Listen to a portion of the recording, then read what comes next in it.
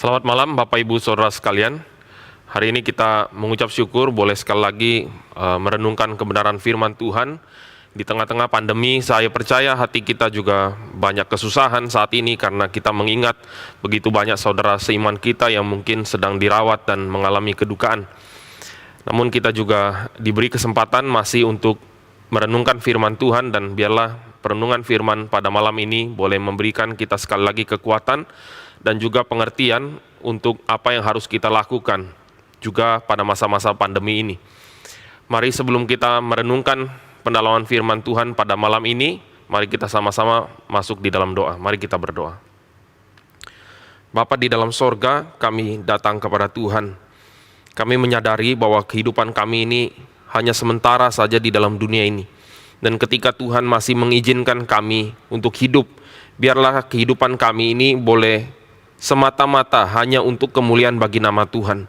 Dan biarlah keberadaan kami ini boleh memuji Tuhan dan melakukan apa yang Tuhan kehendaki untuk kami kerjakan.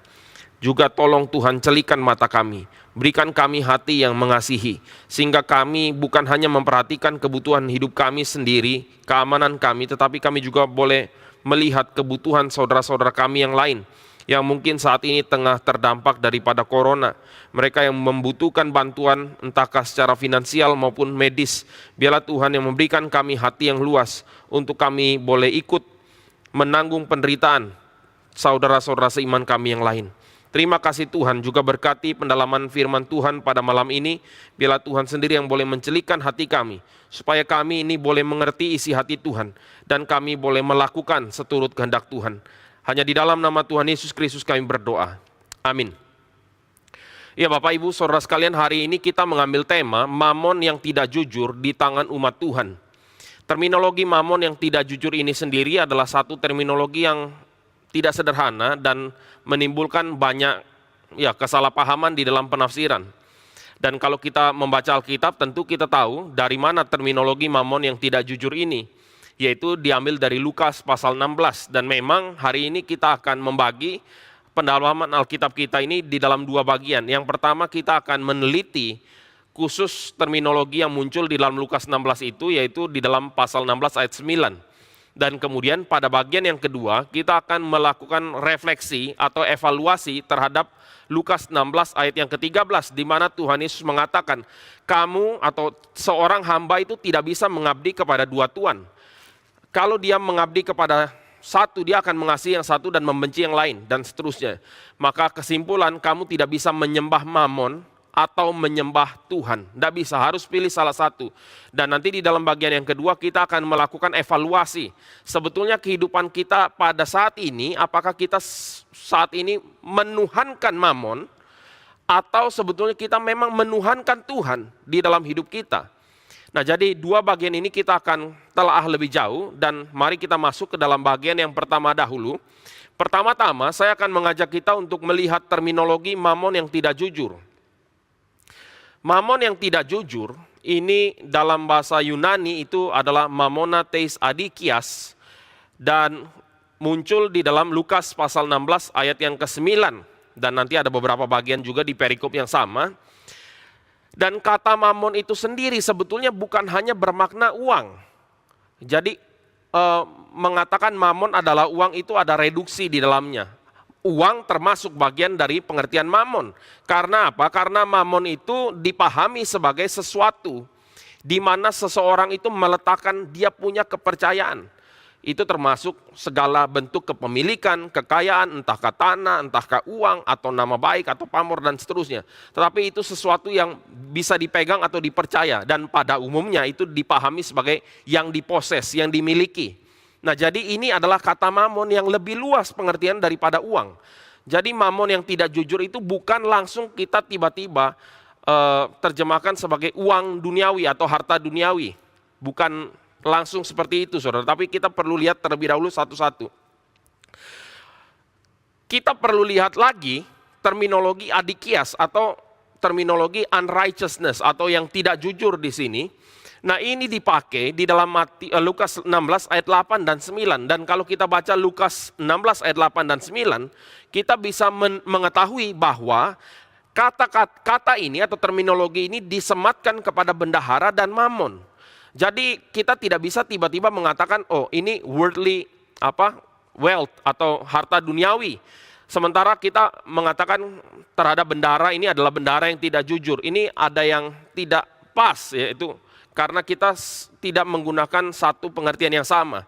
Oleh sebab itu, ada hal yang penting yang kita boleh pahami di dalam menafsirkan terminologi tidak jujur ini, baik bagi bendahara maupun mamon, yaitu apa? Kalau kita telah lebih jauh, bendahara ini mempunyai karakter moral yang tidak bisa dipercaya. Dan oleh sebab itu nanti dia akan dikatakan sebagai mewakili daripada anak dunia. Sementara mamon, apa bagian yang tidak bisa dipercaya? Yang tidak bisa dipercaya itu adalah karakter intrinsiknya yang tidak kekal. Sehingga mamon ini tidak dapat dipercaya. Oleh sebab itu tidak salah kalau kita mengatakan ini harta dunia. Tetapi ya kita harus tahu step sampai kita bisa mengatakan ini harta dunia. Tetapi kepada bendahara ini karakter moral yang tidak jujur. Jadi di sini kita sudah bisa melihat bahwa mamon itu adalah sesuatu hal yang secara intrinsik tidak bisa dipercaya. Karena materi tidak kekal. Hari ini kita lihat ya, kalau misalnya kita berdagang Bitcoin atau uang-uang kripto dan seterusnya, kita bisa percaya nggak kepada nilai mata uang tersebut? Susah saudara, karena nanti ada statement dari pengusaha siapa mengatakan nanti tiba-tiba turun, nanti sebentar naik, nanti China melarang turun lagi, nanti ada perubahan policy naik lagi dan seterusnya. Ini sesuatu hal yang memang tidak bisa dipercaya. Nah, kita lanjut saudara. Berikutnya kalau kita lihat, ternyata terminologi ini bukan khusus muncul atau baru pertama kali muncul di dalam Alkitab, di dalam Lukas, bukan terminologi khusus di dalam Alkitab. Kenapa saudara? Karena terminologi ini sebenarnya sudah muncul di dalam masa Second Temple Yudaisme, yaitu masa-masa Bait Allah yang kedua dibangun. Dan ada tertulis di dalam 1 Henok pasal 63 ayat yang ke-10. Dituliskan begini, nanti saya akan jelaskan konteks bagian ini muncul di kitab Henok. Dikatakan bagian ini adalah our souls are satisfied with the mammon of unrighteousness. Jadi jiwa kita ini dipenuhi dengan mammon yang tidak jujur tadi ya. But this does not prevent us from descending into the flame of the pain in Sheol. Tetapi hal ini tidak mencegah kita turun masuk ke dalam api yang penuh penderitaan di dalam dunia orang mati. Nah, jadi digambarkan di dalam konteks Henok pasal 63 ini, itu adalah kondisi di mana para raja dan pembesar yang selama masa dia hidup meletakkan kepercayaan dan pengharapannya kepada Mammon, pada masa akhir waktu dia atau mereka dihakimi, mereka menyadari bahwa Mammon yang mereka percayai itu tidak dapat menyelamatkan jiwa mereka. Jadi selama mereka hidup seolah-olah Mammon itu, tadi kita udah lihat ya, Mammon itu apa saja. Mammon itu seolah-olah memberikan mereka satu kemungkinan untuk memiliki keselamatan temporal atau keselamatan duniawi. Karena tentu saja di dalam zaman ini di mana orang memiliki kekayaan, kekuasaan, nama besar dan seterusnya, mereka adalah orang-orang yang notabene tidak tersentuh oleh hukum, oleh hal-hal yang lain. Mereka seolah-olah orang yang paling berkuasa. Jadi Mammon ini seolah-olah pada masa mereka hidup dapat menyelamatkan mereka. Nanti kita akan lihat juga di dalam perumpamaan bendahara yang tidak jujur ini. Seolah-olah diberikan kemungkinan dia itu selamat. Tetapi Mammon itu ada batasnya. Yaitu Mammon itu tidak dapat menolong lagi. Kapan? Kapan tidak dapat menolong lagi? Yaitu pada waktu seseorang yang mengandalkan Mammon itu adalah mengalami penghakiman Tuhan atau kematian. Oleh sebab itu kita mengetahui ya, terminologi uang tidak dibawa mati sampai ke kubur. Seberapa banyak pun uang yang kita kumpulkan hari ini, uang itu tidak akan kita bawa mati. Nah maka nanti kita waktu baca di dalam Lukas 16 ayat 9, itu ada terminologi kalau ini tidak bisa menolong kamu lagi, kamu akan masuk ke dalam kemah abadi. Kalau kamu mempergunakan Mammon yang tidak jujur itu dengan cara yang benar ya tentu saja. Nah jadi saudara, di dalam kitab Henok ini kemudian kita mengetahui satu idiom. Idiom apa ya? Tadi kita bisa melihat ya, bahwa Mammon yang tidak jujur, ini idiomatiknya itu menarik ya, peribahasa idiomatik ya. Yaitu pertama, Mammon itu sesuatu yang dipercaya. Tetapi unrighteous, yaitu pada akhirnya tidak bisa dipercaya. Sesuatu yang dipercaya namun tidak dapat dipercaya, itulah mamon atau harta dunia, saudara. Jadi seolah-olah kita ini kalau punya rumah besar, kalau punya tanah banyak, kalau punya perusahaan baik, kalau punya kita pendidikan yang baik dan seterusnya, seolah-olah hidup kita aman. Itu adalah mamon, saudara. Sesuatu yang kita pikir kita bisa percaya, tetapi dia atau ini tidak bisa dipercaya. Itu adalah mamon. Nah jadi, waktu kita masuk ke dalam, misalnya Henok, pasal 1 Henok 63 ayat 10 ini, kita bisa memahami parsialitas daripada ayat Lukas 16 ayat 9. Yaitu ada momen atau saat di mana mamon itu tidak bisa tolong kita lagi. Ini pengertiannya. Mamon tidak bisa tolong waktu kita sudah mati. Dia tidak bisa buat apa-apa, percuma, sia-sia. Oke, berikutnya saudara, kita masuk ke dalam pasal 16 ayat 9. Saya bacakan saudara ya, dan ini memang bagian yang banyak sekali problemnya. Saya bacakan ayat ini. Dan aku berkata kepadamu, ini emphatic ya, penekanan. Kalimat ini menjadi satu penekanan yang Tuhan Yesus katakan. Kelihatan dalam bahasa aslinya ya, diberikan sungguh-sungguh penekanan di dalam bagian ini. Tuhan Yesus bilang begini, ikatlah persahabatan dengan mempergunakan mamon yang tidak jujur.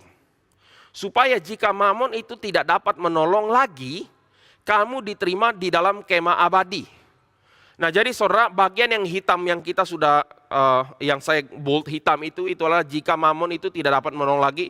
Ini kita sudah diberikan satu pengertian pada waktu kita refer kepada literatur di dalam zaman Second Temple Yudaisme. Nah sekarang bagian yang membuat kita puzzle atau kita bingung adalah bagaimana caranya mengikat persahabatan dengan mempergunakan mamon yang tidak jujur ini supaya pada akhirnya kita boleh diterima di dalam kemah abadi. Banyak pertanyaan saudara. Pertama adalah bagaimana cara menggunakan mamon itu. Lalu kedua, mengikat persahabatan ini kepada siapa saudara. Jadi kalau kita salah memahami variabel atau atribut-atribut penting di sini, kita punya penafsiran bisa sangat kacau balau. Apa contohnya? Seseorang ya kalau lagi pikir dia lagi bingung gimana ya. Kita mau urus izin, tapi izin nggak keluar-keluar. Gimana caranya? Oh iya ya, Alkitab itu pernah ngomong loh, ikatlah persahabatan dengan menggunakan mamon yang tidak jujur. Mamon yang tidak jujur ini kan harta dunia. Atau uang lah kita bisa katakan. Jadi menggunakan uang untuk membuat persahabatan. Dengan siapa? Oh ternyata dengan pihak-pihak yang menyulitkan kita. Yaitu adalah orang-orang yang mungkin minta uang, yang minta sumbangan, yang minta apa segala macam. Oh iya, Alkitab pernah ngomong, berarti kita ini boleh dong pakai uang untuk membuat persahabatan dengan orang-orang dalam dunia ini. Entah dia adalah orang pembesar mana, atau orang-orang yang mungkin ada potensi menyusahkan kita, atau ormas tertentu dan seterusnya. Kita boleh pakai uang mengikat persahabatan dengan mereka. Saudara, apakah ini penafsiran yang benar? Kalau kita telah lebih jauh di dalam Lukas pasal 16, ini adalah aplikasi yang 180 derajat terbalik, saudara. 180 derajat terbalik. Makanya saudara, waktu kita membaca Alkitab itu ada hal yang paling menakutkan. Apa yang paling menakutkan?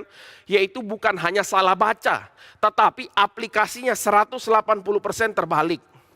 Alkitab ngomong A, kita ngomongnya Z. Ini terbalik ya, langsung terbalik total. Nah maka saudara, kalau kita balik lagi membaca ayat ini, ada makna paradoks di sini. Paradoksnya apa? Mamon itu satu tidak bisa tolong, tetapi mamon bisa dipakai. Menggunakan mamon dengan tepat itu bisa membuat seseorang diterima di dalam kemah abadi. Atau singkat cerita ya, seseorang ini bisa diselamatkan jika menggunakan uang dengan benar. Nah ini mungkin di dalam telinga kita ya, kita yang mungkin doktrin sistematik kuat ya, secara doktrin kuat kita langsung mengerinyitkan alis ya. Apa maksudnya diselamatkan dengan mempergunakan uang yang benar atau diselamatkan karena perbuatan? Kita langsung agak sedikit mengerinyitkan, kita punya alis. Tetapi tunggu dulu saudara ya, yaitu kita perlu memahami sebetulnya konteks Lukas 16 ini lagi berbicara tentang apa dan kepada siapa dalam konteks bagaimana. Oleh sebab itu kita perlu masuk satu-satu sehingga penafsiran yang ada secara doktrin Tidak kita langsung aplikasikan ke dalam setiap teks. Kalau tidak, kita akan memiliki pembacaan yang sangat miskin. Ya. Segala sesuatu kita langsung baca dari sudut pandang ini, padahal Alkitab bagian-bagian tertentu menekankan pesan-pesan yang penting di dalam setiap bagiannya. Saya ajak kita melihat ya, untuk memahami konteks ini saudara, lebih lagi ya, kita akan mencoba untuk memahami beberapa hal penting. Ada 4 hal penting ya. Yang pertama, jadi untuk kita tahu ya, bagaimana cara mempergunakan mamon supaya kita boleh diterima di dalam kemah abadi. Sekarang kita masuk dulu melihat ya, bagaimana cara mempergunakan. Pada waktu kita mengatakan mamon itu sebagai sesuatu yang dipergunakan, maka kita menerima bahwa mamon itu adalah alat dan bukan tujuan. Tujuannya adalah masuk ke dalam kemah abadi atau surga di sini ya. Eternal dwelling place, tabernacle, itu terminologinya. Tetapi mamon di sini adalah alatnya dan dia bukan tujuan, saudara. Dan ini jelas sekali karena di dalam Lukas 16 ayat 9 dikatakan mempergunakan, dan di dalam Lukas pasal 16 ayat 13 dikatakan jangan menyembah mamon. Jadi mamon itu bukan sesuatu menjadi tujuan penyembahan, bukan. Yang kita sembah, yang kita tuju cuma satu Tuhan. Jadi ini jelas, saudara. Dan lalu yang kedua, kita perlu memahami bahwa uang itu dalam Alkitab ya, ini relasi antara Tuhan, manusia dan mamon.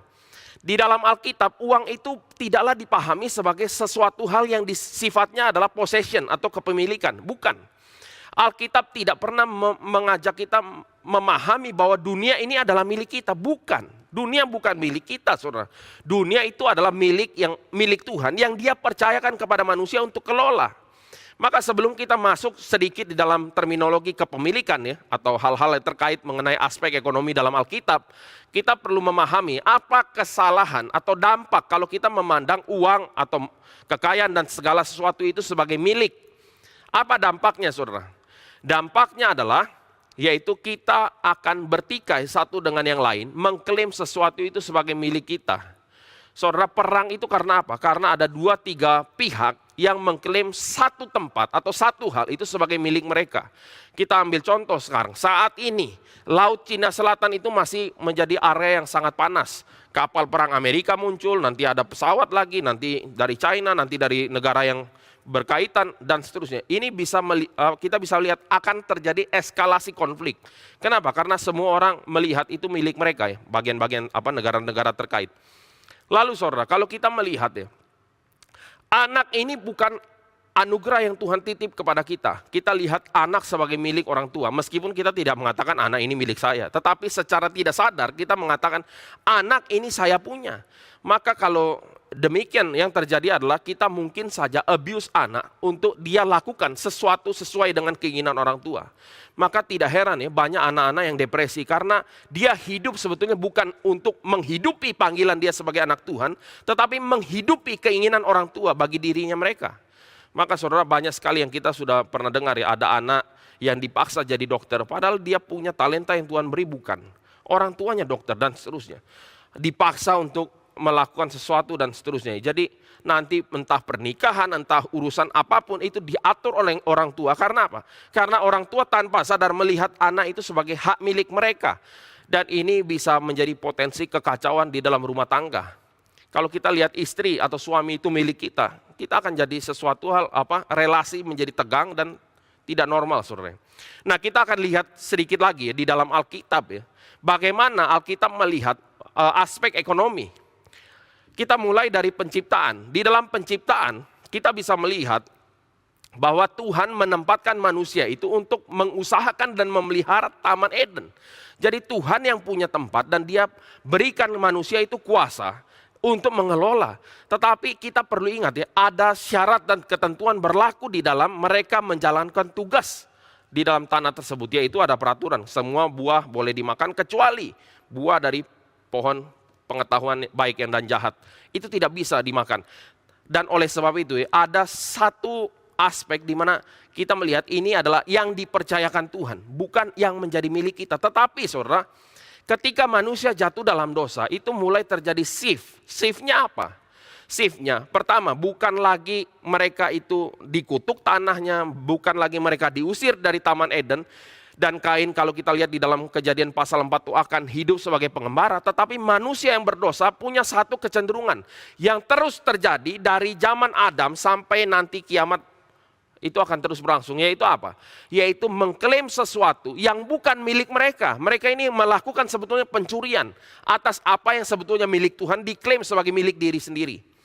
Kita ambil contoh, contohnya apa? Kalau kita lihat di dalam masih Kejadian pasal 4 saudara, Kain yang disuruh oleh Tuhan untuk pergi mengembara, yang dia lakukan adalah dia tidak mengembara. Dia bangun kota dan pilih nama. Waktu memilih nama di dalam konteks Timur Dekat kuno, juga di dalam Perjanjian Lama, waktu dia pilih nama berarti dia sedang menyatakan otoritas atas dirinya sendiri. Nah ini adalah asal mula. Seseorang yang disuruh Tuhan untuk mengembara, dia membuat sebuah kota dan menetap di sana. Dan dia klaim itu adalah tempat dia. Ini mulai dari bagian ini saudara. Jadi kalau kita pikir-pikir ya, sejak kapan ya manusia itu caplok-caplokan tanah? Paling tidak sejak zaman Kain ya, dan keturunan Kain dan seterusnya dan terus sampai kita. Nanti kalau kita lihat di dalam Kejadian pasal 11 ayat 4, hal yang sama terjadi lagi.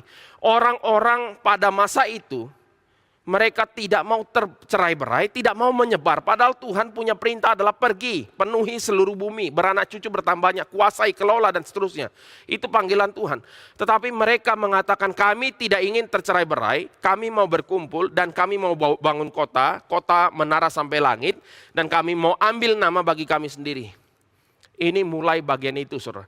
Jadi di dalam bagian ini kita melihat ya, manusia itu ketika jatuh dalam dosa, mereka punya relasi antara Tuhan, antara dengan manusia, dan antara dengan ciptaan. Ini semua berantakan, saudara. Dan kalau kita masuk langsung ke dalam zaman kontemporer, kita lihat ya, hal ini terjadi. Klaim-klaiman, perang dari seluruh zaman ini terjadi terus ya. Bahkan sampai ada terminologi human asset value. Perusahaan punya karyawan, dia pandang karyawan itu sebagai manusia atau sebagai aset, saudara. Dia pertama-tama memandang mereka sebagai aset. Kalau mereka itu tidak terlalu produktif, yang dilakukan dipikirkan adalah bagaimana karyawan ini bisa keluar dari perusahaan kalau bisa mengundurkan diri, bukan dipecat. Karena kalau dipecat itu bayar pesangon kan mahal ya saudara. Jadi ya kalau bisa dia mengundurkan diri sendiri pelan-pelan, ini tuh lebih baik saudara. Karena mereka ini aset.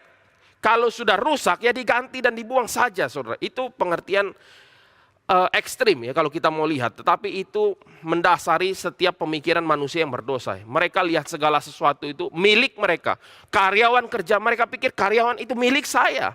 Bahkan ya kalau kita lihat ya di dalam rumah tangga mungkin ada asisten rumah tangga. Orang-orang yang tidak punya hati kepada Tuhan, mereka akan menginginkan supaya asisten rumah tangga itu seumur hidup jadi asisten rumah tangga. Kalau bisa terus setia, berpuluh tahun tetap jadi asisten rumah tangga. Nanti anaknya lagi mengabdi sama dia lagi. Terus selama-lamanya, saudara. Itu sesuatu hal yang sangat tidak alkitabiah, saudara. Nah, balik lagi, saudara. Nah, jadi di dalam kejatuhan melihat aspek materi ini sebagai milik. Mulai dari situ milik, lihat milik. Bukan hal yang dipercayakan Tuhan untuk dikelola. Tetapi kalau kita lihat di dalam aspek redemption, dimulai dari Abraham. Abraham dipanggil keluar untuk masuk ke dalam satu tanah yang diberikan oleh Tuhan. Di dalam janji. Dan waktu mereka masuk ke dalam tanah, mereka itu diberikan syarat dan ketentuan berlaku. Jadi kalau kita lihat di dalam Imamat pasal 26 misalnya, itu ada syarat-syarat yang Tuhan tetapkan bagi orang Israel yang mau tinggal di dalam tanah perjanjian. Yaitu salah satunya adalah menjaga hidup mereka untuk suci, kudus, dan benar di hadapan Tuhan. Kalau tidak, Tuhan mengatakan saya akan muntahkan kamu keluar dari tanah ini. Berarti apa saudara? Berarti selalu pemilik itu adalah Tuhan, bukan manusia. Dan apa yang kita dalam kategori hari ini yang kita ngomong itu milik kita, itu adalah pemberian Tuhan yang kita perlu pertanggungjawabkan kepada Tuhan. Jadi ini adalah berbicara sedikit mengenai relasi antara Tuhan, manusia, dan mamon. Mamon tadi bukan hanya uang, saudara. Nah, bagian yang ketiga, kita akan membahas anak dunia versus anak terang. Ya, tentu saja kaitannya dengan mamon. Dan bagian 4 nanti kita akan evaluasi konteks. Kita masuk terlebih dahulu di dalam bagian 3. Yaitu apa yang dimaksud di sini mengenai perbedaan anak dunia dan anak terang di dalam mempergunakan mamon yang tidak jujur. Saya bacakan terlebih dahulu dua ayat ya saudara, untuk kita bisa lakukan perbandingan. Karena ini adalah perumpamaan, jadi perumpamaan itu menyatakan satu kiasan ya, yang bisa dibandingkan dan penafsirannya itu bertanggung jawab dengan perumpamaan yang ada. Jadi kita tidak bisa tiba-tiba ambil aplikasi lain yang kita masukkan ke dalam ayat tersebut, padahal perumpamaan berbicara sesuatu hal yang berbeda ya. Jadi itu penafsiran yang out of context, kadangkala terlalu over spiritualize gitu, kita langsung spiritualisasi saja pengertian ini karena kita bingung, oh berarti gimana ya cara menafsirkan ayat 9, oh ya itu ya pakai uang yang bertanggung jawab lah, ya kayak gitulah kira-kira. Itu terlalu miskin ya penafsiran itu, bukan berarti salah ya. Saya akan bacakan terlebih dahulu dua ayat ini. Di dalam pasal 16 ayat 4, ini adalah kunci untuk kita bisa memahami apa arti perumpamaan dan aplikasinya bagaimana. Pasal 16 ayat 4 saya baca, aku tahu apa yang akan aku perbuat. Akan aku perbuat, supaya apabila aku dipecat dari jabatanku sebagai bendahara, ada orang yang akan menampung aku di rumah mereka. Jadi dia mau melakukan sesuatu dan kemudian tujuannya adalah supaya dia aman, ditampung di rumah salah satu orang yang dia buat baik ya. Ayat 9 tadi kita udah baca, tapi saya baca lagi ya. Yang merah itu adalah paralel dengan yang di atas. Maka aku berkata kepadamu, ikatlah persahabatan dengan mempergunakan mamon yang tidak jujur. Supaya jika mamon itu tidak dapat tolong lagi, kamu akan diterima di dalam kemah abadi. Jadi ada paralel antara apa yang dilakukan oleh bendahara yang tidak jujur ini dengan aplikasi yang dimaksudkan oleh Tuhan Yesus di dalam perumpamaan ini. Nah, untuk itu kita perlu tahu ya, perumpamaan ini ceritanya bagaimana kira-kira. Saya akan bacakan saja buat saudara ya. Di dalam Lukas 16 ini, intinya di dalam ayat 1 sampai ayat yang keempat, yaitu bendahara ini adalah bendahara yang ketahuan bahwa dia itu menghamburkan milik daripada tuannya. Lalu tuannya itu mendengar tentang ini dan minta pertanggungjawaban dan akan dipecat. Dan setelah itu dia mengatakan, aku kalau cangkul aku tidak mau, aku mengemis, aku malu dan seterusnya. Tadi ayat 4 kita baca, nah sekarang ayat 5 sampai ayat yang ke-8 saya baca untuk kita.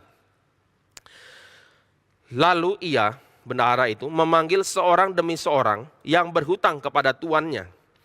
Katanya kepada yang pertama, berapakah hutangmu kepada tuanku? Jawab orang itu 100 tempayan minyak. Lalu katanya kepada orang itu, inilah surat hutangmu. Duduklah dan buat surat hutang lain sekarang juga 50 tempayan. Kemudian ia berkata kepada yang kedua, dan berapakah hutangmu? Jawab orang itu 100 pikul gandum. Katanya kepada orang itu, inilah surat hutangmu. Buatlah surat hutang lain 80 pikul. Lalu tuannya yang bendahara ini, tuan itu memuji bendahara yang tidak jujur itu karena ia telah bertindak dengan cerdik. Evaluasinya adalah sebab anak-anak dunia ini lebih cerdik terhadap sesamanya daripada anak-anak terang. Jadi di dalam bagian ini kita bisa melihat ya, satu perumpamaan dan satu evaluasi singkat yang Tuhan katakan di dalam bagian ini. Anak dunia ini lebih cerdik daripada anak-anak terang dalam mempergunakan mamon, dalam mempergunakan uang kalau di dalam perikop ini. Nah, sekarang kita lihat terlebih dahulu ya, kenapa pada akhirnya sang tuan itu mengatakan hambanya yang tidak jujur itu cerdik, saudara. Kenapa dia tidak ditangkap? Ini kan pemalsuan ya, kira-kira demikian kan kalau kita bilang di dalam zaman ini. Tapi ya ini ada perbedaan ya antara apa yang dihidupi bisnis zaman itu dengan bisnis zaman sekarang. Bisnis zaman sekarang itu ada notaris, kita tidak bisa tiba-tiba ganti surat hutang, tidak bisa saudara. Tetapi zaman itu memang dipercayakan penuh seperti misalnya adalah Firaun mempercayakan Yusuf secara penuh untuk atur. Itu tanggung jawab penuh daripada yang dipercaya. Nah, bendahara ini punya posisi sedemikian. Maka pada waktu sang tuan itu memecat bendahara ini memang dipecat, tetapi dia punya dampak jabatan itu tidak tiba-tiba hilang. Surat hutang itu tidak semuanya tiba-tiba sudah masuk, ada proses peralihan. Sehingga yang terjadi di dalam masa-masa krisis ini, sang bendahara yang tidak jujur itu berpikir bagaimana caranya. Kalau dia seumpama mengambil keuntungan atau mengambil uang daripada pelanggan daripada tuannya itu masuk kantong pribadi, dia akan dimasukkan ke dalam penjara pasti, saudara. Dia bukan hanya dipecat, dia akan dipenjara. Tetapi dia dipecat di sini karena tuannya itu mungkin kekurangan bukti, sehingga dia dipecat. Nah, di dalam bagian ini kita bisa melihat bahwa bendahara ini dia tidak mengambil uang tuannya. Dia mengurangi utang daripada orang-orang yang pelanggan daripada tuannya. Dan saudara, kalau kita lihat di dalam zaman Timur Dekat kuno, ini hal yang umum. Ada pengurangan hutang, itu sesuatu hal yang umum. Biasanya pengurangan hutang itu terjadi kalau misalnya kekeringan, ada bencana dan seterusnya, maka itu biasa ya, ada pengurangan hutang. Jadi ini bukan sesuatu hal yang extraordinary dalam pengertian kecurangan dan seterusnya, bukan. Nah maka saudara, ketika tuannya mendengar bahwa bendahara itu melakukan sesuatu yang memang agak umum, saudara, maka dia memuji Tuhan, bendahara ini cerdik sekali. Karena apa? Karena hukuman daripada sang tuan kepada bendahara itu tidak bisa lebih keras lagi. Dia cuma bisa memecat bendahara ini dalam pengertian ini. Tetapi bendahara ini dia memperoleh koneksi atau teman, saudara, sehingga ketika dia dipecat, dia akhirnya tidak menjadi tukang mencangkul, dia tidak mencangkul atau hidup agraris, atau dia juga tidak mengemis. Tetapi dia boleh diterima di dalam rumah salah satu dari orang-orang yang dia tolong, pengurangan hutang tadi. Nah maka kalau kita lihat ya, di dalam bagian ini Tuhan Yesus mengatakan anak dunia itu lebih cerdik dalam menggunakan uang. Karena mereka bisa memakai mamon, saudara, ini kita bisa balik lagi ya. Mereka bisa pakai mamon supaya mereka itu dalam tanda kutip diselamatkan. Nah lalu Tuhan bilang anak-anak terang ini tidak demikian. Padahal di dalam konteks ini sedang dikatakan bagaimana cara menggunakan mamon supaya seseorang itu bisa diterima di dalam kemah abadi. Oke, ini adalah satu konteks yang penting, saudara, perbandingan ini. Maka kita masuk ke dalam evaluasi singkat. Tadi kita di awal-awal sempat state ya, mungkin terminologi diselamatkan karena menggunakan uang dengan tepat ini sedikit mengganggu kita punya pemahaman diselamatkan bukan karena perbuatan tapi anugerah ya. Tapi balik lagi ya, kita perlu membaca ini sesuai dengan konteksnya. Yaitu ini dalam konteks Old Testament atau hukum Taurat, maka kita bisa lihat ya, penggunaan mamon secara tepat membantu orang yang dalam kesesakan atau kesulitan atau miskin dapat membuat seseorang diterima dalam kemah abadi atau diselamatkan. Ini di dalam konteks perjanjian lama. Sekarang kita tanya, kok bisa tahu ya ini di dalam konteks perjanjian lama? Karena kita harus lihat nanti di dalam pasal 16 masih sama, pasal 16 ayat 14 sampai ayat 18 itu sedang berbicara mengenai orang Farisi yang mentertawakan Tuhan Yesus. Mereka mentertawakan Tuhan Yesus karena apa? Karena mereka tahu bagaimana, dalam tanda kutip tahu ya, mereka tahu bagaimana caranya diselamatkan, mereka tahu, saudara. Mereka lah ahlinya, kira-kira demikian. Maka mereka ini mentertawakan Tuhan Yesus dalam artian untuk diselamatkan bukan harus bersedekah, bukan harus membantu orang miskin, tetapi harus menjalankan hukum Taurat. Itu bagi mereka ya. Tentu standar melakukan hukum Taurat itu adalah versi mereka dan bukan versi yang benar sesuai dengan firman Tuhan. Karena nanti kita bisa lihat ya di dalam konteks yang lain, itu di dalam Matius pasal 23 misalnya, itu orang Farisi dikritik habis-habisan. Nah maka di dalam bagian ini, konteks singkat ini kita bisa lihat bahwa perumpamaan ini dan pernyataan aplikasinya itu di dalam konteks melakukan hukum Taurat di dalam konteks perjanjian lama. Nah oleh sebab itu terminologi ini kita tidak perlu langsung spiritualisasikan ya. Meskipun penting juga kita spiritualisasikan untuk mencegah pemahaman yang keliru. Makanya saya kasih satu perbandingan ya. Terminologi ini kita bisa rephrase atau diparafrasekan ulang di dalam konteks perjanjian baru, khususnya di dalam konteks keselamatan di dalam Kristus, menjadi parafrasanya demikian. Penggunaan mamon secara tepat itu mengkonfirmasi keselamatan seseorang. Sekali lagi ya, yang di dalam konteks Old Testament, kalau mereka menggunakan uang dengan tepat atau mamon dengan tepat, mereka diselamatkan. Ini adalah perbuatan baik dan diselamatkan. Tapi di dalam konteks perjanjian baru dan sekali lagi saya rephrase ini di dalam konteks keselamatan di dalam anugerah Kristus, maka penggunaan mamon secara tepat itu mengkonfirmasi keselamatan seseorang. Orang yang pakai uang atau kekayaan dengan tepat itu mengkonfirmasi sebetulnya keselamatan dia ya, di dalam Tuhan. Nah, jadi kita sudah bisa lihat ya, sekali lagi konteks di dalam Lukas 16 ini adalah yang pertama ya, di dalam konteks Old Testament. Nah, oleh sebab itu nanti kita bisa lihat aplikasinya apa. Aplikasinya adalah sebagaimana bendahara yang tidak jujur ini berbuat baik kepada orang-orang yang saat itu sedang membutuhkan, yaitu pelanggan-pelanggan tuannya yang berhutang dan tidak sanggup bayar. Makanya dia tanya, kamu utang berapa minyak? 100. Oke, potong 50. Mereka itu digambarkan orang-orang yang tidak punya yang dalam kesulitan, yang dibantu oleh bendahara ini bukan yang dalam keadaan kelimpahan, bukan.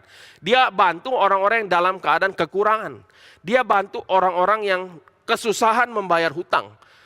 Dan di dalam bagian ini ya, paralelnya adalah orang-orang yang diselamatkan adalah orang-orang yang juga membantu orang-orang yang kekurangan. Maka konteks di dalam bagian ini kita harus limitasi konteks menggunakan mamon yang tidak benar, yang tidak jujur, supaya orang itu bisa diterima di dalam kemah abadi yaitu adalah mengikat persahabatan atau menggunakan mamon untuk membantu orang-orang yang kesusahan atau orang-orang miskin, orang-orang yang dalam keadaan kesesakan, membantu mereka supaya kemudian boleh diterima di dalam kemah yang abadi. Ini konteks dari Lukas pasal 16 ayat 9 ya saudara. Jadi aplikasinya tidak tiba-tiba langsung menggunakan uang dengan bijak, bukan. Tetapi aplikasi ayat ini tidak boleh langsung kita kita potong-potong, kita caca, terus kita buang, terus kita masukkan satu aplikasi yang menurut kita benar masuk ke dalam bagian ini, bukan saudara. Tetapi aplikasi langsung dari ayat ini adalah membantu orang yang kesesakan. Ayat ini membantu orang-orang miskin, membantu orang-orang yang lagi menderita. Ini bagian yang Tuhan Yesus lagi katakan di dalam bagian ini. Sehingga orang-orang Farisi itu ketawa saudara. Oke, kita masuk lagi ke dalam bagian selanjutnya sebelum kita nanti fokus juga bahas di dalam orang Farisi ya. Ada bagian itu yang saya siapkan ya. Kita masuk terlebih dahulu untuk memahami kelanjutan konteksnya. Jadi tadi di dalam Lukas pasal 16 ayat 9 kita sudah lihat satu konteks penting aplikasi daripada ayat ini adalah mengikat persahabatan, yaitu membantu orang-orang yang kesusahan dengan uang yang atau mamon yang tidak jujur, supaya pada akhirnya kalau mamon itu tidak dapat tolong lagi, dia masuk ke dalam kemah abadi. Itu ayat 9. Dan sekarang kita masuk ke dalam ayat 10 sampai 13. Ayat 10 sampai 13 ya. Oke, ini saya bacakan ayatnya dulu baru kita baca pertanyaan ini ya. 10 sampai 13 ya. Barang siapa setia dalam perkara kecil, ia setia juga dalam perkara besar. Dan barang siapa tidak benar dalam perkara kecil, ia tidak benar juga dalam perkara besar. Jadi jikalau kamu tidak setia dalam hal mamon yang tidak jujur, siapakah yang akan mempercayakan kepadamu harta yang sesungguhnya? Dan jikalau kamu tidak setia dalam harta orang lain, siapakah yang akan menyerahkan hartamu sendiri kepadamu? Ini sesuatu hal yang juga sulit ya saudara kalau kita lihat di bagian ini. Tetapi kita mau lihat terlebih dahulu ya. Kadangkala aplikasinya itu bisa keluar dari konteks. Oleh sebab itu saya mengajukan satu pertanyaan untuk kita renungkan. Di dalam slide kita bisa lihat pertanyaan seperti ini. Waktu kita baca tadi, apakah benar bahwa kita tanya ini ya, apakah bila setia sama tugas kecil atau uang sedikit, maka Tuhan akan berikan tugas lebih besar atau kepercayaan lebih banyak? Biasanya kan kita lagi capek ya, misalnya kerjaannya kayaknya kurang signifikan lah gitu. Terus ada teman kita bilang, udah gak apa-apa, Tuhan kan bilang kalau kamu setia dalam perkara kecil, nanti Tuhan akan berikan kamu perkara yang lebih besar. Kalau kamu setia dengan memakai uang yang dikit, nanti kamu akan diberikan Tuhan uang yang lebih banyak. Kalau kamu setia loh, ya maksudnya kayak gitu. Apakah benar konteks ini berbicara ini, ayat ini berbicara ini saudara? Mungkin sebagian besar kita agak confused ya, karena biasa mendengar terminologi di sini, tetapi kita langsung jawab saja ya. Ini tidak benar saudara. Tidak benar, karena apa? Karena apa yang dimaksud perkara kecil dan perkara besar adalah sebagai berikut. Perkara kecil di sini itu berkaitan dengan yang perikop sebelumnya. Perkara kecil itu adalah dalam hal penggunaan mamon atau tadi harta duniawi. Perkara kecil ini perkara kecilnya. Jadi bukan perkara kecil itu mamon yang kecil, bukan. Nanti jadi perkara besar mamon yang besar, bukan saudara. Tetapi perkara kecil dalam hal ini adalah mamon, itu adalah perkara kecil. Inilah perkara kecil. Mengelola hal-hal di dalam dunia ini, itu adalah mengelola mamon, itu adalah hal-hal yang perkara kecil.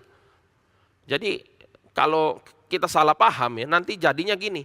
Seseorang udah setia puluhan tahun, lalu dia tidak pernah naik pangkat, gajinya tetap segitu, kita akan ngomong, mungkin kamu kurang setia.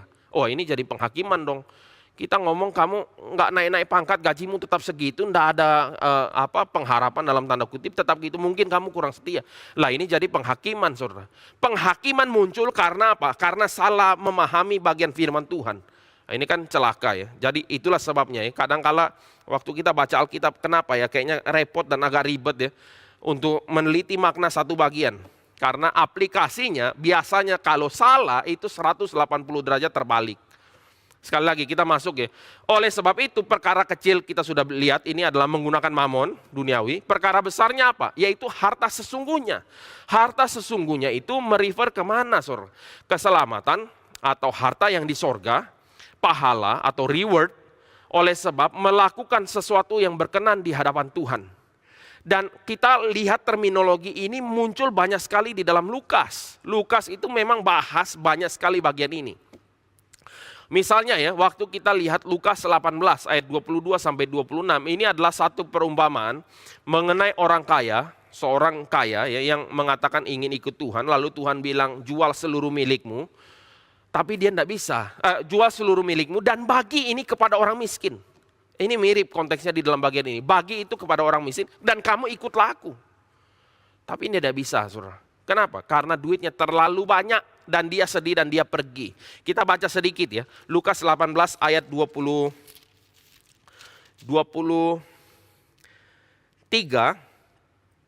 sampai 26 ya. Saya bacakan 23 sampai 26. Kita lihat nuansanya ya. Nuansa keliteralan bagian ini. Kita lihat ya.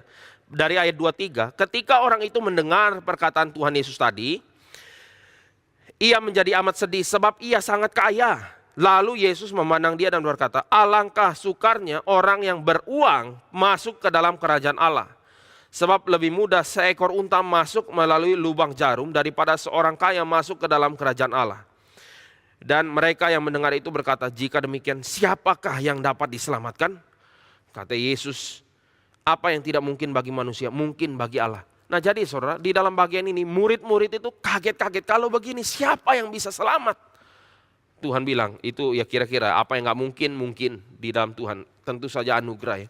Nah maka di dalam bagian ini Tuhan mengatakan kepada orang kaya itu jual seluruh, bagi, ikut. Nah di dalam bagian sebelumnya yaitu Lukas pasal 12 ayat 33 itu juga berbicara hal yang mirip tetapi ada satu perbedaan. Apa itu?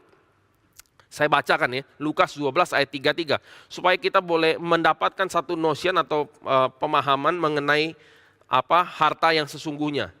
Kita lihat lagi di dalam Lukas 12 ayat 33. Jualah segala milikmu. Berikanlah sedekah. Sekali lagi ini selalu ngomong hal yang mirip ya. Buatlah bagimu pundi-pundi yang tidak dapat menjadi tua. Suatu harta di sorga yang tidak akan habis, yang tidak dapat didekati pencuri dan tidak dirusakkan ngengat. Karena di mana hartamu berada, di situ juga hatimu berada. Oh ini kalimat yang to the point ya. To the point, jelas. Tetapi pengertiannya di dalam zaman ini jadi kurang jelas ya. Karena bagi kita agak asing menjual segala sesuatu lalu bagi dan mengumpulkan harta di sorga. Bagi kita kurang make sense. Tapi tunggu dulu saudara. Bagian ini kalau kita lihat adalah intinya apa? Intinya adalah ketika kita menjual dan membagi kepada orang yang membutuhkan, memerlukan. Mereka ini adalah orang-orang yang dikehendaki oleh Allah untuk kita boleh bagi, berbagian di dalam kesusahan mereka.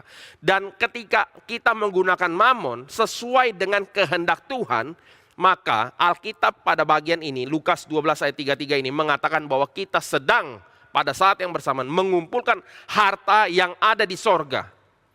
Oleh sebab itu ini adalah satu ciri orang yang mungkin lakukan ini adalah orang yang memang sudah ditebus oleh Kristus ya.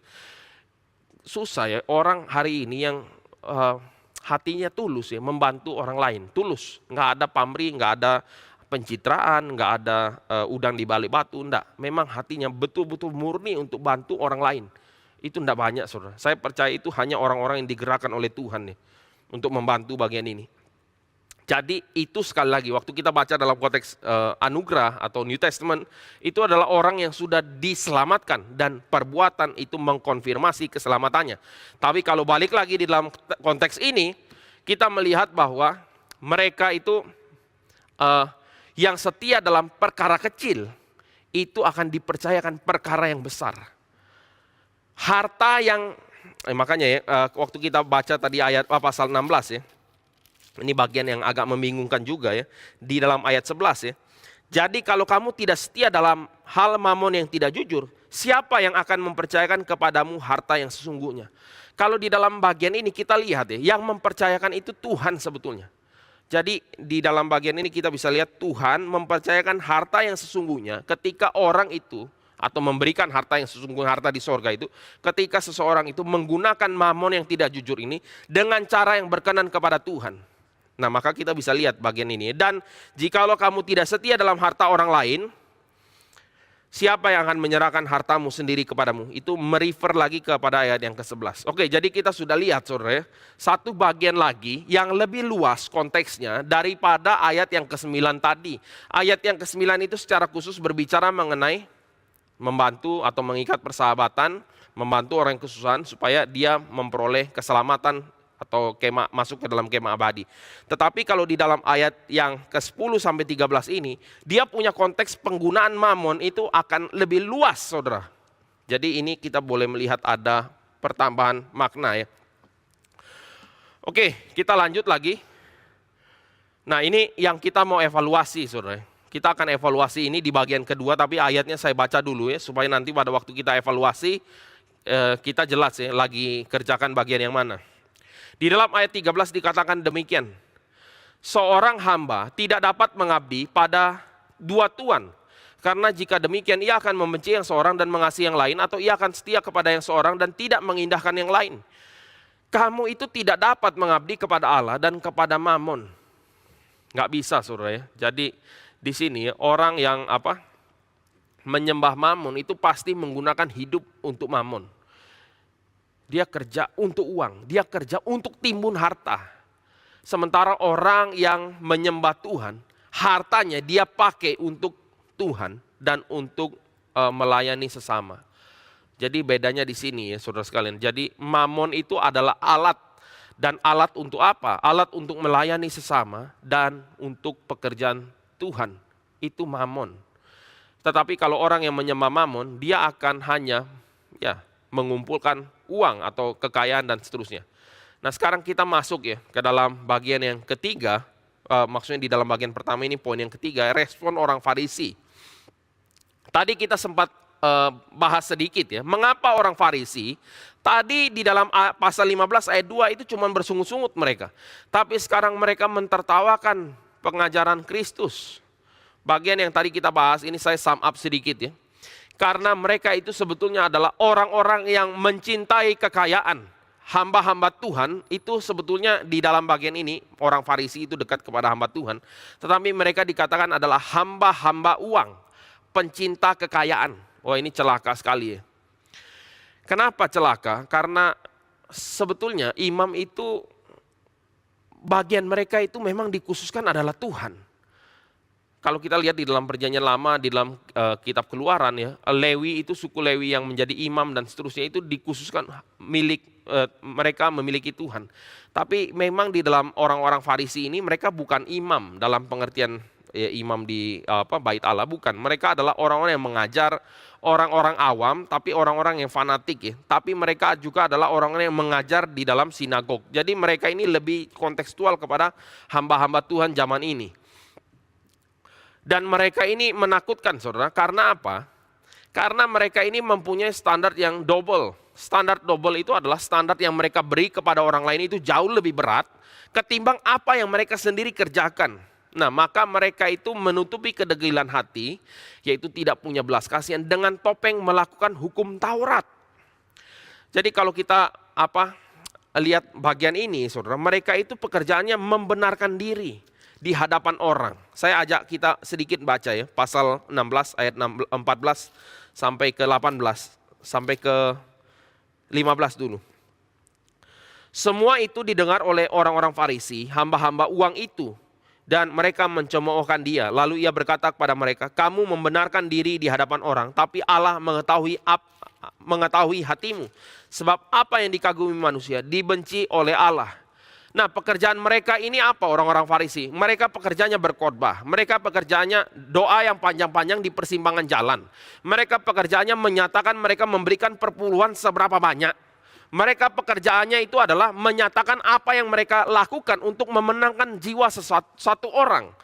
Itu Matius 23 bilang ya. Tapi setelah dapat orang itu, mereka menjadikan orang ini jauh lebih jahat dari orang-orang Farisi. Lalu mereka lakukan apa lagi? Mereka seolah-olah hidup sangat suci, saudara. Tetapi di dalam Matius juga dikatakan mereka ini menelan rumah janda-janda. Dan apa yang ada di dalam mereka itu mereka serakah dan cinta uang. Ini adalah orang-orang Farisi itu. Maka ketika Tuhan Yesus mengatakan untuk diselamatkan kamu harus bersedekah, itu tidak ada dalam kamus mereka. Dalam kamus mereka, mereka punya standar sendiri untuk diselamatkan. Dan celakanya saudara ya, hal ini kalau terjadi itu bisa menghancurkan hati jemaat ya. Karena apa? Karena kita tahu ya, manusia berdosa itu pada umumnya cinta uang. Ya kita bisa ngomong lah, semua manusia berdosa itu cinta uang. Tetapi hamba-hamba Tuhan yang notabene menjadi satu teladan, satu kehidupan yang harusnya menyatakan iman. Dan mereka biasanya mengatakan jangan cinta uang. Tetapi kalau kita temukan hamba-hamba Tuhan itu cinta uang, jauh lebih daripada orang-orang lain atau jemaat. Bagaimana saudara? Ketika kita tahu hamba Tuhan tersebut cinta uang jauh lebih rakus daripada orang-orang pada umumnya, apa yang kita rasakan? Kita hatinya patah. Kita lihat mereka itu ngomong penyangkalan diri, tetapi ya uang depositonya mungkin sangat besar karena mereka nilep uang gereja. Ya kalau mereka dapat dengan sah dan seterusnya memang anugerah Tuhan untuk mereka kelola, itu satu hal ya saudara. Tapi kalau mereka dapatkan ini dengan menilep uang jemaat, itu menjadi kecelakaan. Saudara tahu ya, maksudnya waktu saya mau masuk sekolah teologi, seorang atasan saya mengatakan, Jack hati-hati lo ya, karena gereja itu banyak orang yang cow gereja. Cow gereja itu gereja dijadikan bisnis. Kenapa? Karena berbisnis gereja itu sangat untung. Nggak bayar pajak dalam pengertian seperti itu ya. Orang kasih perpuluhan, yang penting yuk khotbah yang baik, yang penting membuat orang itu terhibur. Ada penonton yang datang, mereka akan berikan uang. Lalu ya itu, cow gereja, kamu bisa punya gereja banyak dan uang dan properti banyak. Itu dia ngomong saudara, dia bukan orang Kristen saudara. Tapi nama Kristen begitu rusak saudara. Bayangkan saja, saya terpukul waktu mau masuk sekolah teologi. Sampai sebegini jelekkah nama hamba Tuhan saat ini? Kalau dulu berapa puluh tahun yang lalu jadi hamba Tuhan itu namanya cukup baik saudara. Tapi kalau sekarang jadi hamba Tuhan karena banyak orang-orang yang cinta uang jadi hamba Tuhan, yang jadi nama itu jadi sangat buruk ya. Nah kita tidak bahas lebih jauh ya. Tapi kita waktu lihat di dalam bagian ini, orang-orang Farisi itu punya kedegilan hati. Makanya mereka tidak bisa terima teks ini saudara. Tetapi celakanya mungkin teks ini juga tidak sound di dalam kita punya kehidupan. Kalau kita mengatakan yang kita sekali selamat tetap selamat, betul saudara. Keselamatan anugerah bukan perbuatan baik, itu juga betul. Tetapi kalau kita mengabaikan bagian ini punya penekanan, yaitu kita dipanggil untuk memperhatikan orang-orang yang dalam keadaan kesusahan, kita abaikan itu. Saya lihat kita tidak bertanggung jawab dalam menghidupi paling tidak bagian Lukas pasal 16 ini. Karena sekali lagi tadi kita sudah rephrase, kita sudah parafrasekan ya, terminologi yang ada di dalam Lukas 16 ini di dalam konteks anugerah, yaitu adalah orang yang diselamatkan justru adalah orang yang punya empati kepada saudara-saudaranya yang lain. Kalau kita lihat konteks lebih jauh, di dalam 1 Yohanes, pasal yang ketiga kalau saya tidak salah, itu berbicara kalau ada saudaramu yang membutuhkan kekurangan, kita tidak cuma berikan doa, kita tidak cuma berikan ya kiranya Tuhan berkati. Tidak, yang kita lakukan adalah beri mereka bantuan, saudara. Itu yang dikatakan. Nah maka ini adalah bagian yang kita boleh refleksikan ya. Berikutnya saudara,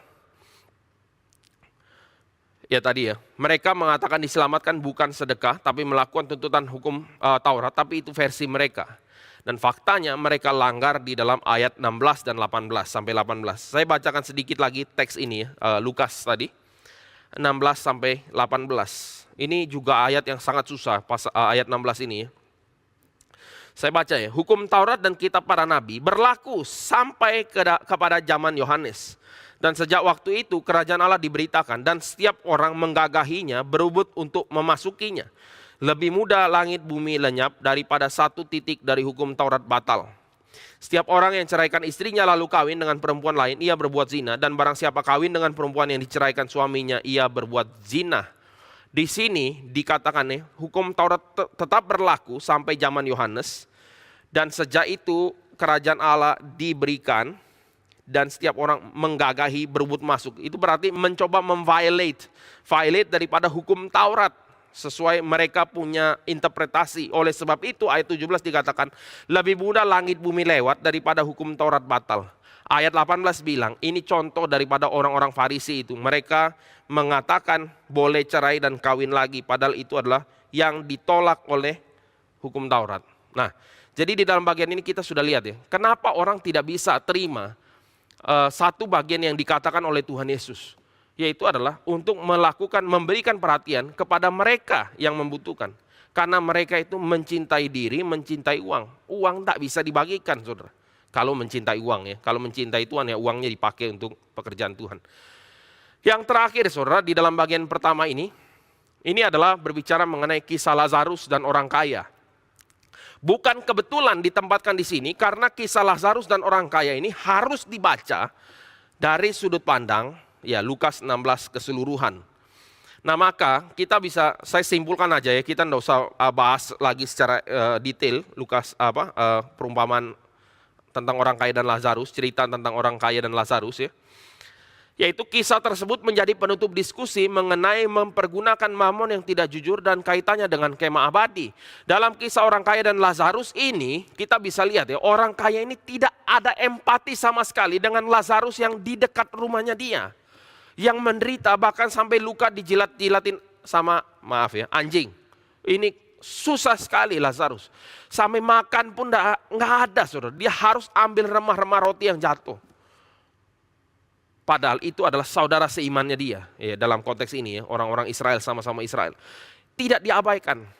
Maka kita bisa lihat ya, akhirnya adalah terbalik. Justru pada akhirnya orang yang tidak kenal belas kasihan, yang tidak menggunakan mamon secara tulus, pada akhirnya menjadi yang terkemudian atau dia masuk ke dalam penghukuman yang kekal.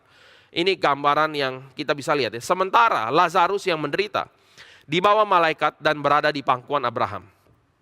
Jadi saudara, kalau kita lihat bagian ini adalah kisah yang dinyatakan oleh Tuhan Yesus untuk memperkuat bagian yang kita sudah bahas tadi saudara. Yaitu bagaimana kita menggunakan uang digerakkan oleh Tuhan, memperhatikan sesama kita, dan kemudian itu mengkonfirmasi keselamatan kita ya, di dalam Tuhan.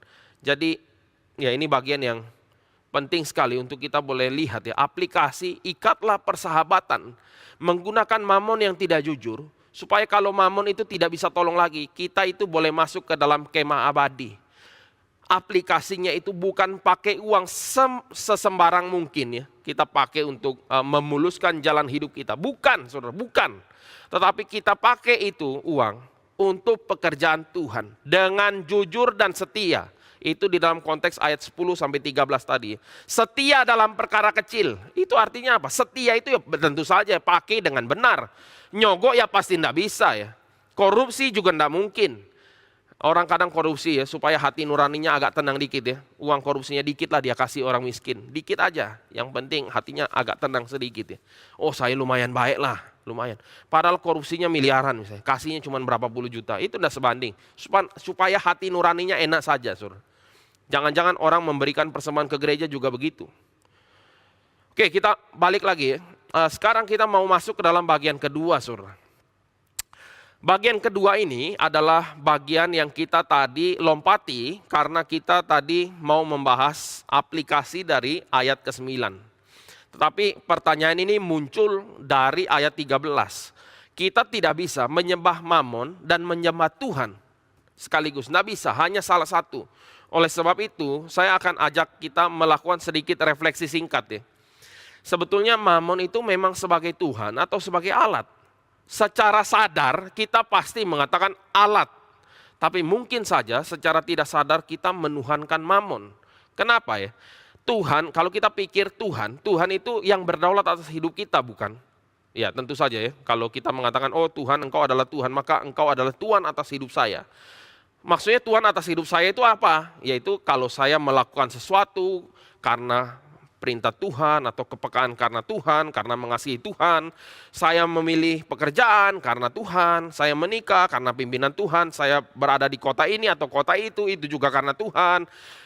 Saya mempertahankan keluarga, itu juga karena Tuhan, dan seterusnya ya. Kalau kita mengatakan Tuhan yang berdaulat atas hidup kita, maka seluruh aspek hidup kita harusnya Tuhan yang berdaulat, saudara. Oleh sebab itu di dalam bagian singkat yang kedua ini kita mau coba lihat ya, bagaimana sebetulnya ya. Jadi ini refleksi ya, tentu di dalam refleksi singkat ini ya banyak bagian karikatur. Karikatur itu adalah perbandingan yang mungkin kurang proporsional ya, di dalam konteks-konteks tertentu. Kita lihat ya. Kita lakukan sedikit analisis sosioekonomik di dalam zaman pre-industrial economic ya.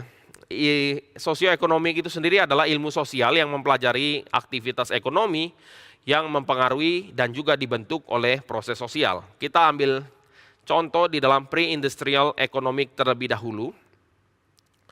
Kita lihat ya 3 elemen yaitu keluarga, pekerjaan, dan pendidikan secara cepat saja. Di dalam zaman pre-industrial economic, keluarga itu adalah pusat aktivitas ekonomi. Sehingga tidak ada pemisahan antara kerja dan keluarga. Jadi kalau kita lihat ya, misalnya zaman dulu itu di dalam bentuk agriculture, atau mereka yang tukang kayu, atau tukang roti, atau yang punya keahlian tertentu, itu biasanya aktivitas ekonomi itu ya di rumah. Rumah itu keluarga itu aktivitas ekonomi.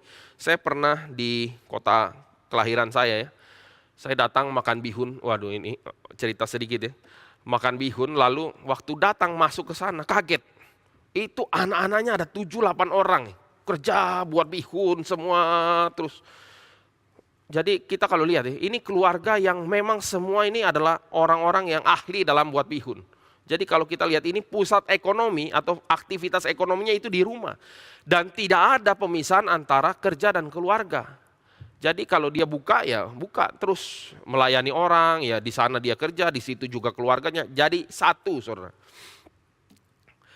Berikutnya ya, pendidikan juga sama. Pendidikan yang ditekankan adalah keahlian turun-temurun.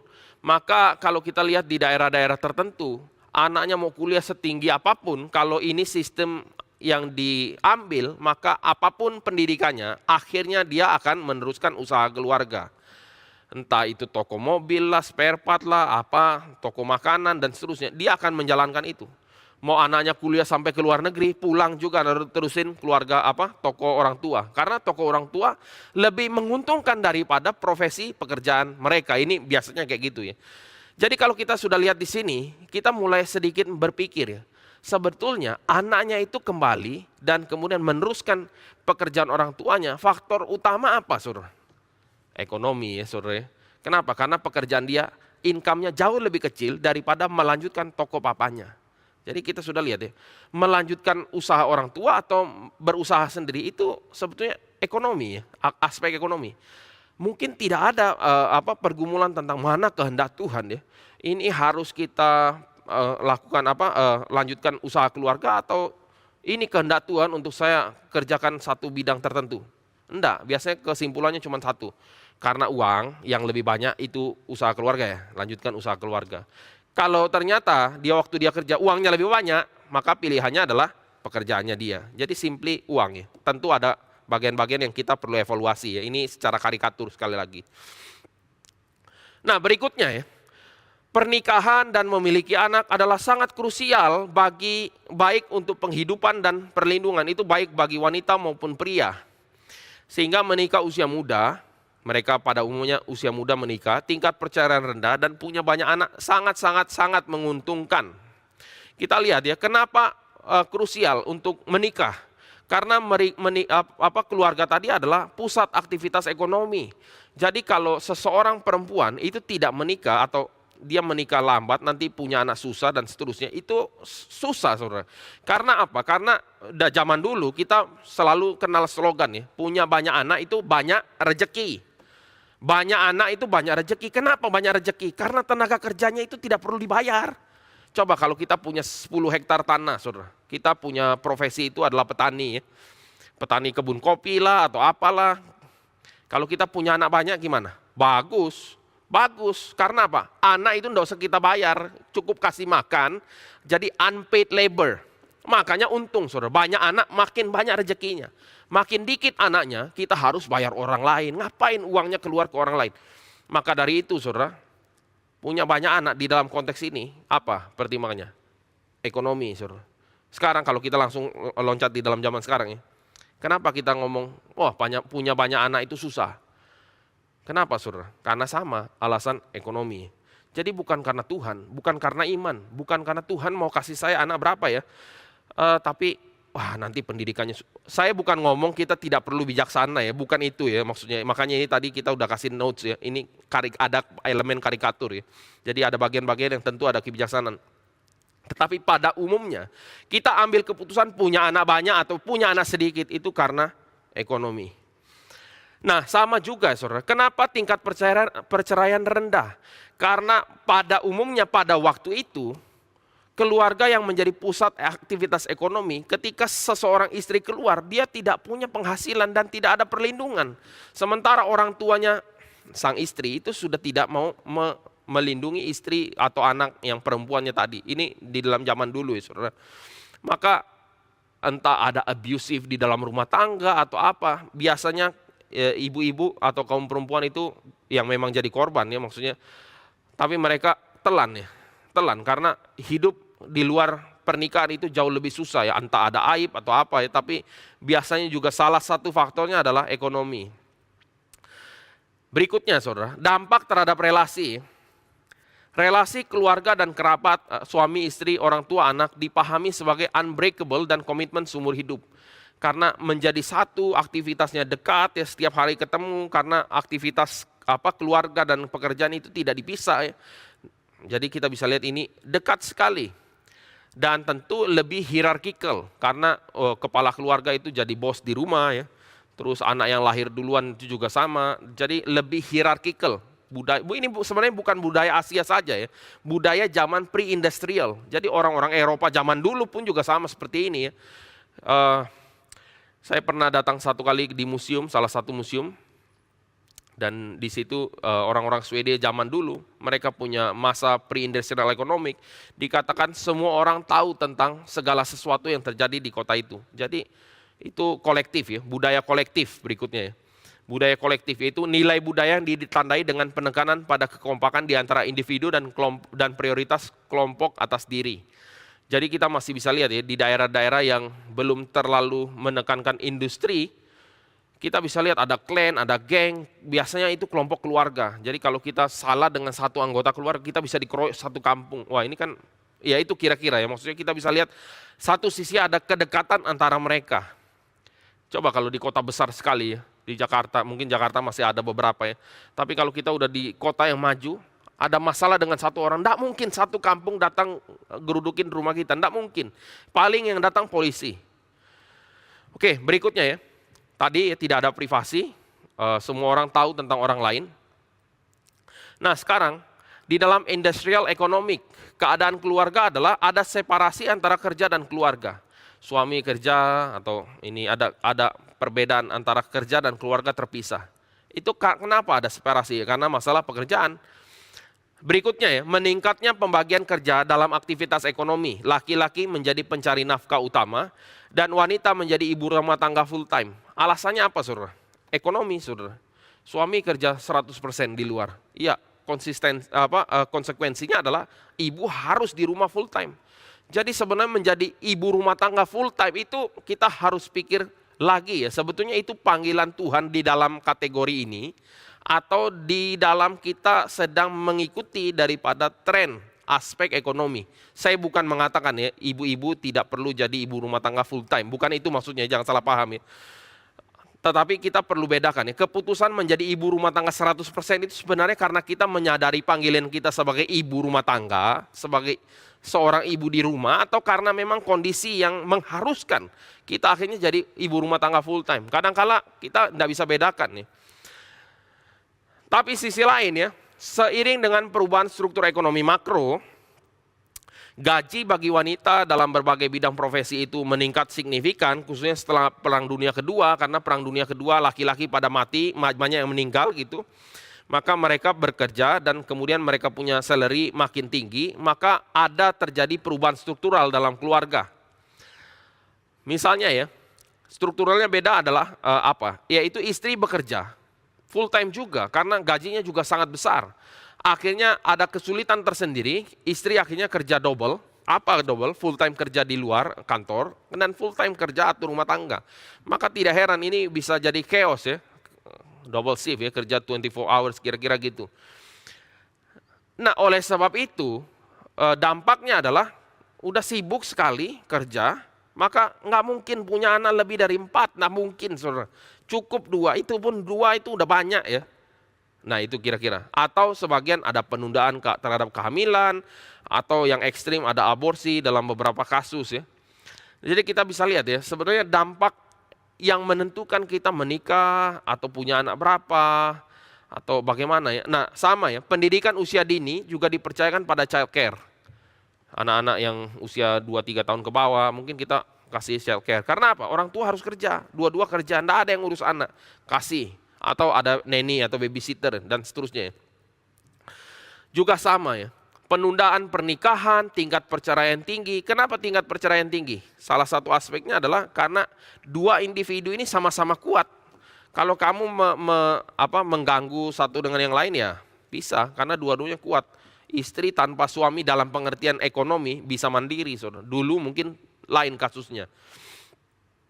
Ini ada seorang Les Henk, nah ini seorang profesor dari Free University Brussels, dia bilang begini, the transition from family-based production to individual wage earning, jadi dari produksi di dalam keluarga kepada mendapat gaji secara individu, erode the one sacred notion of marriage as lifelong commitment and obligation to one's family, emphasizing instead individual well-being and self-satisfaction.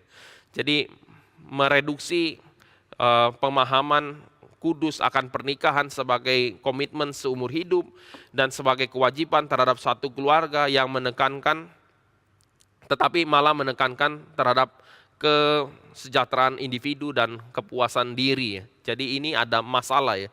Perubahan transisi antara family based production kepada individual wage earning. Kalau kita bisa lihat ini mempengaruhi keluarga sekali, saudara. Oleh sebab itu tidak heran ya, tingkat perceraian pasti meningkat banyak ya dalam teks ini. Nah maka kita bisa lihat juga dampak di dalam relasi.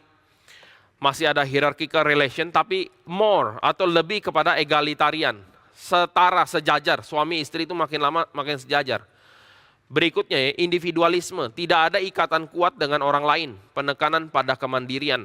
Orang-orang yang saat ini memiliki kemampuan kekuatan ekonomi itu bisa makin individualis. Karena apa? Karena tidak rasa ada kebutuhan untuk bergantung sama orang lain, tidak perlu gitu. Akhirnya tentu saja ada penekanan pada privasi itu akan mengakibatkan problem of loneliness. Diperkirakan ya 25% tahun 2047 maksudnya penduduk Belanda itu akan hidup sendiri. Jadi nggak nikah, nggak ada saudara, tinggal sendiri aja udah, sendirian di rumah sendiri. 25%, seperempat daripada penduduk Belanda. Saat ini penduduk Belanda 17 juta ya, nggak tahu dari 47 tahun 2047 berapa, tapi juga mungkin nggak banyak signifikan naik ya. Atau tren hikikomori ya, menarik diri dari masyarakat antisosial itu di Jepang ya. Jadi mulai banyak orang yang menarik diri dari masyarakat. Jadi kita mulai lihat ya dampak-dampak dari perubahan masa industrial, pre-industrial kepada industrial economic. Juga sama, pendidikan dan pekerjaan juga beda. Pendidikan sekarang itu untuk masuk pada dunia pekerjaan. Kita cari pendidikan karena apa, saudara? Kenapa kita studi S1, S2, S3? Kenapa ya? Pada umumnya karena kita tahu kita mau kerja apa nanti. Itu yang menjadi drive. Saya pilih ini. Pendidikan informal makin berkurang, tentu saja karena natur keluarga individual dan kesibukan pekerjaan orang tua. Tidak ada lagi soft skill diajarkan di situ. Yang ada justru makin lama kita dituntut spesialisasi dan efektivitas. Karena tuntutannya produksi, kalau zaman industrial ya. Nanti di dalam industri 4.0 lain lagi ya. Kita tidak bahas sampai situ, terlalu panjang ya. Tapi kalau kita lihat ya, di dalam zaman industrial, tuntutan spesialisasi efektivitas itu sangat penting. Masing-masing orang harus spesial dalam bidangnya. Harus menjadi yang nomor satu. Itu sebenarnya tuntutan di dalam dunia industri, saudara. Komitmen tinggi pada perusahaan. Ini tipikal budaya Asia, workaholic. Sebenarnya bukan hanya budaya Asia ya dalam pengertian ini, tapi ya oke lah kita bisa lihat apa yang Jack Ma sendiri dulu promosikan. Dia bilang kerja dari jam 9 pagi sampai jam 9 malam selama 6 hari. 12 jam kerja full. Jadi kalau kita bisa lihat ya, drive-nya apa saudara? Ya itulah ekonomi ya. Lalu tantangan menghadapi work-life balance. Jadi ya kalau sudah kerja 12 jam sehari, tidurnya berapa? 6 jam. Sisanya sangat sedikit. Ya bagaimana ada life balance, work and life balance. Nggak bisa, maka orang-orang depresi dan seterusnya. Nah maka saudara kita masuk ke evaluasi ya. Jadi kalau kita lihat sebetulnya ya, kalau kita pikir-pikir lagi, ternyata mungkin apa yang kita lakukan hari ini itu sejalan dengan arus dunia pada umumnya. Di mana keadaan keluarga, pekerjaan, pendidikan itu sangat dipengaruhi oleh aktivitas sosial ekonomis. Pilihan misalnya, punya anak banyak atau sedikit. Alasannya apa? Kita udah lihat tadi ya. Alasannya ekonomi. Mamon ya dalam terminologi kita hari ini. Mendidik anak sendiri atau pakai childcare atau neni atau apa. Sama, ekonomi saudara. Menikah muda atau menunda. Itu juga sama.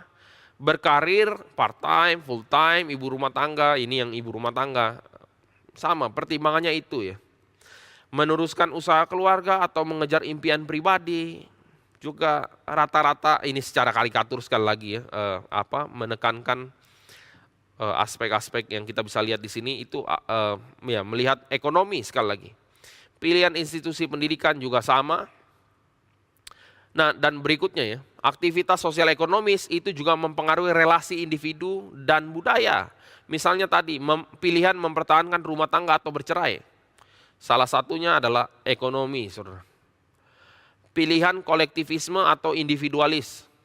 Lebih kolektif tadi yang kompak ya, kepentingan kelompok lebih penting, atau individualis. Dipengaruhi budaya ini sebenarnya dipengaruhi apa saudara? Salah satunya ekonomi saudara, atau ya mamon saudara ya. Hierarki atau egalitarian relation. Juga sama, kita udah bahas tadi, membentuk karakter seseorang dan mempengaruhi motivasi dari setiap keputusan. Pada akhirnya kita bisa lihat ini saudara. Yang menakutkan ternyata, waktu kita tanya tadi, sebetulnya kita ini memperlakukan mamon itu sebagai alat atau sebagai Tuhan. Nah ini kalau kita sudah melakukan observasi singkat ini, kita mulai ada dasar-dasar untuk melakukan refleksi. Iya, kita boleh mulai refleksi. Selama ini sebetulnya yang saya lakukan itu mengambil keputusan itu memang karena Tuhan yang memberi saya kepekaan sehingga saya berani melangkah ambil keputusan ini, atau sebetulnya karena faktor ekonomi. Celakanya saudara, mungkin kita akan menemukan banyak sekali itu dipengaruhi faktor ekonomi atau mamon atau uang. Kita tidak usah ambil contoh jauh-jauh ya, tadi sudah beberapa tapi kita highlight sedikit ya. Misalnya sekarang aja, pernikahan, anak mau nikah, kita paling consider itu apa sebetulnya? Apa memang benar iman daripada pasangan anak kita atau uangnya saudara? Biasanya itu secara lip service kita ngomong yang penting dia beriman. Tetapi kalau dia beriman, tapi uangnya tidak ada saudara, ya kita memang di hidup itu perlu realistis juga memang ya. Tapi dalam pengertian yang benar saudara. Dia tidak ada uang tapi dia bertanggung jawab. Dia kerja enggak? Ya kalau dia pengangguran, itu berarti dia tidak bertanggung jawab. Itu kan beda total, saudara. Itu kita perlu mengatakan kepada anak kita, ya, kalau kamu memilih pasangan hidup, cari yang bertanggung jawab. Berarti yang kita tekankan adalah karakter pasangan atau calon pasangannya. Tapi bukan uangnya, saudara. Realistis di dalam pengertian ini loh ya, saudara. Ya realistis dalam pengertian apakah benar orang ini memang orang beriman. Kalau dia orang beriman betul, dia pasti tidak malas-malasan kerjanya. Ya itu kan realistis dalam pengertian ini. Tetapi pada umumnya kita lihat ini, wah uangnya sedikit ya, atau calonnya kok ini begini. Akhirnya tidak jadi, saudara. Atau masalah-masalah yang lain, itu biasanya salah satunya karena ekonomi.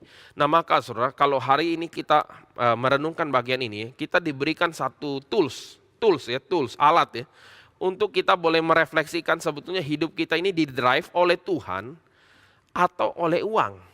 Kita ini hidup mengambil keputusan itu lebih banyak pertimbangan rohani atau uang. Atau bagaimana? Nah ini bagian yang kita perlu minta belas kasihan Tuhan ya. Dan sekali lagi ya, kalau kita menutup bagian seluruh PA kita malam ini, saya mau ajak kita melihat satu bagian lagi, yaitu di sini, saudara. Sebetulnya tantangan yang sesungguhnya adalah untuk tidak menjadi serupa dengan dunia ini, melainkan menjadi serupa dengan Kristus. Tidak jadi sama dengan dunia, saudara. Itu tantangan kita, dan tugas kita atau tujuan kita adalah makin menjadi serupa dengan Kristus. Kita punya cara pandang, kita punya hati yang hancur, kita punya kerinduan, kita punya passion untuk melayani, kita punya duka cita, kita punya empati dan seterusnya. Itu karena kita punya relasi dengan Tuhan.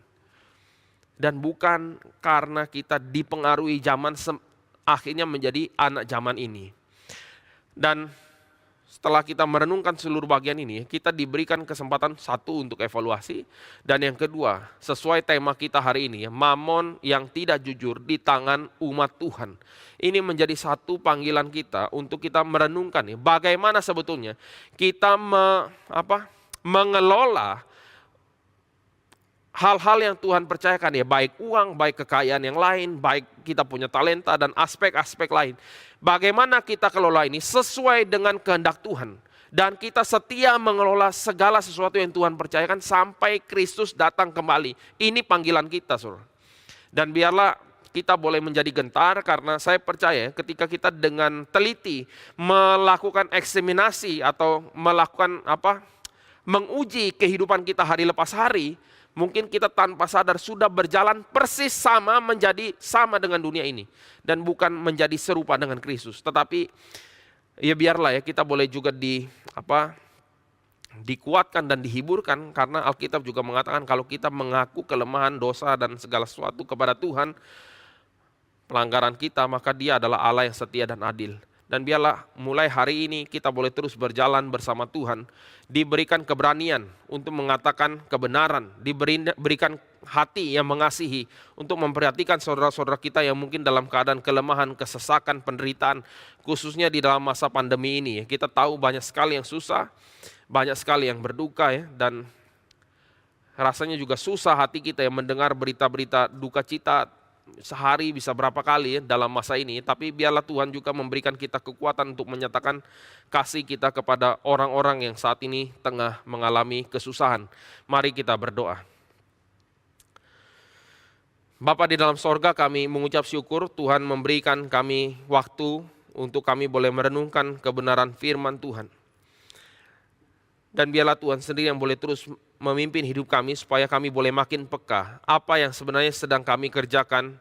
Dan biarlah apa yang dikerjakan itu adalah sesuai dengan kehendak Tuhan. Biarlah Roh Kudus terus memimpin hidup kami sehingga hari demi hari kami hanya berjalan seturut kehendak Tuhan.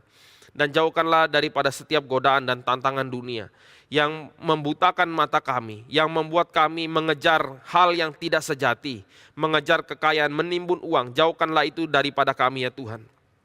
Dan biarlah hati kami sekali lagi boleh digerakkan untuk mengasihi orang-orang yang Tuhan suruh untuk kami boleh perhatikan. Orang-orang yang di sekitar kami, mungkin orang-orang yang saat ini tengah mengalami kesusahan karena pandemi COVID. Biarlah Tuhan sendiri yang boleh berikan kekuatan kepada setiap kami untuk mengasihi satu dengan yang lain. Dan biarlah pada akhirnya nama Tuhan dipermuliakan. Inilah doa dan permohonan kami. Terima kasih Tuhan sekali lagi untuk waktu yang Tuhan sudah beri. Dan biar Tuhan terus memberkati kehidupan kami hari lepas hari. Hanya di dalam nama Tuhan Yesus Kristus kami berdoa. Dan kami mengucap syukur. Amin. Ya, hari ini PA kita sampai di sini. Dan kita diberikan kesempatan juga untuk memberikan persembahan kepada Tuhan di link yang tersedia. Tuhan memberkati.